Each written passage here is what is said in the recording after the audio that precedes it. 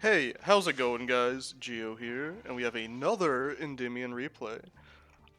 Most of the replays I've been saving are me going second, because honestly that's the most fun, but I decided to pick this one of me going first, because it actually ends up a little interesting.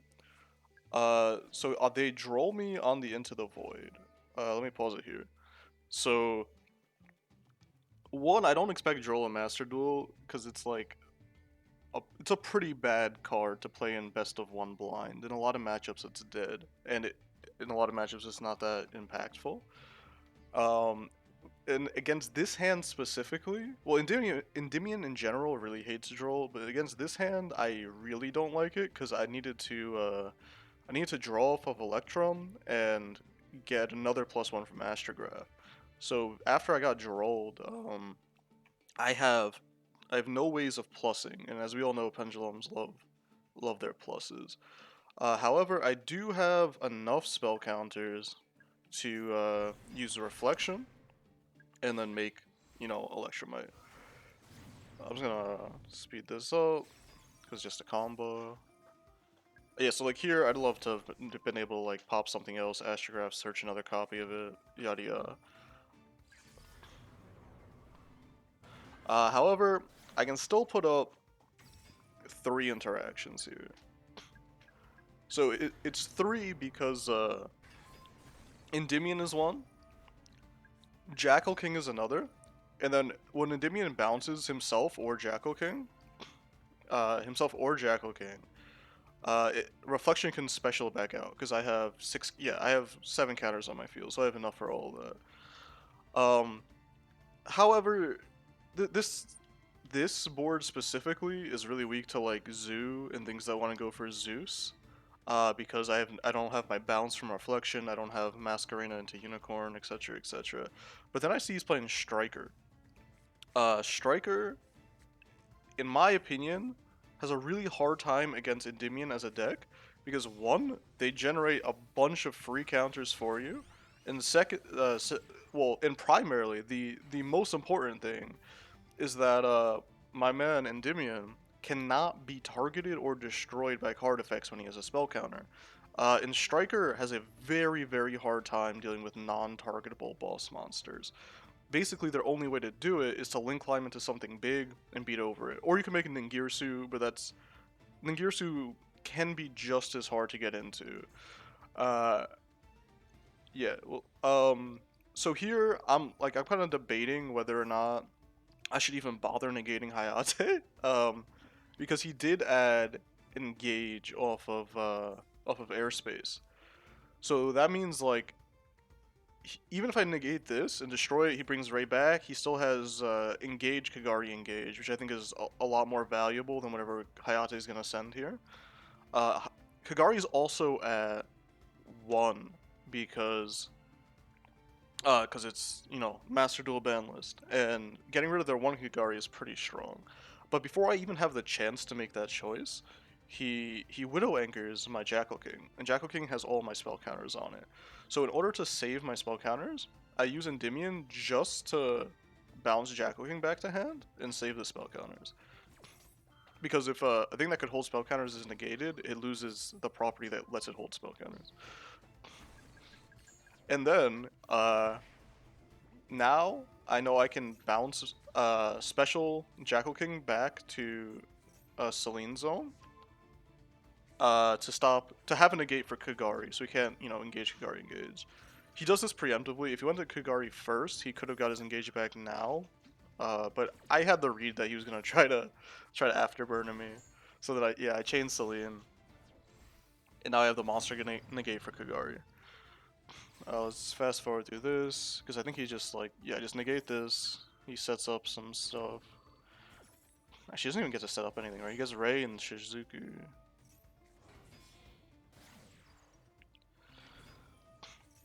Oh yeah, okay, there we go. So he adds he adds Shark Cannon. So I'm sweating because he can steal Celine, and then after he steals Celine, he can make access code, which can run me over.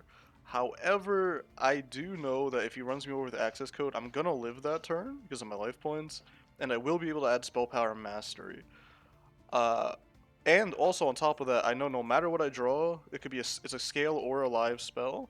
So I'm definitely gonna have Jackal King live as well to cut off Ray access. So I need to force him to have another monster on top of that. So I draw Abductor, which is good. It's a scale. On his turn, when he plays spells, it will start building counters and can plus later.